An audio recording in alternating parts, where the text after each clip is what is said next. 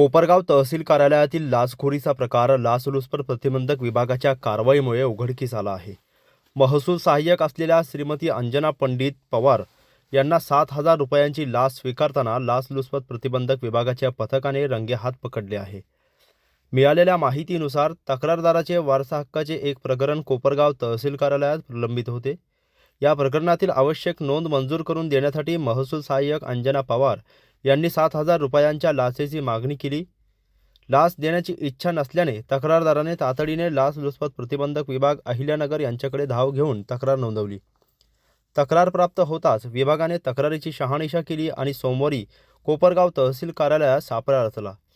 ठरल्याप्रमाणे तक्रारदाराकडून 7,000 रुपये स्वीकारताच दबा धरून बसलेल्या एसीबीच्या पथकाने अंजना पवार यांना रंगेहात पकडले.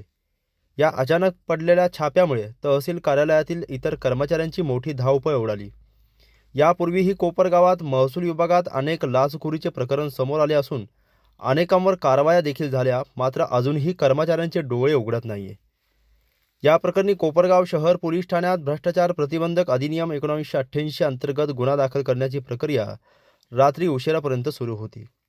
ही यशस्वी कारवाई एसीबीचे नाशिक परिक्षेत्राचे पोलीस अधीक्षक भरत तांगडे, अप्पर पोलीस अधीक्षक माधव रेड्डी आणि सुनील दोरगे, पोलीस उपाधीक्षक अजित त्रिपुटे यांच्या मार्गदर्शनाखाली सापळा अधिकारी पोलीस निरीक्षक छाया देवरे, पोलीस कॉन्स्टेबल गजानन गायकवाड, सचिन सुद्रुक, वैभव सुपेकर आणि चालक पोलीस हवालदार हारून शेख यांच्या पथकाने केली आहे.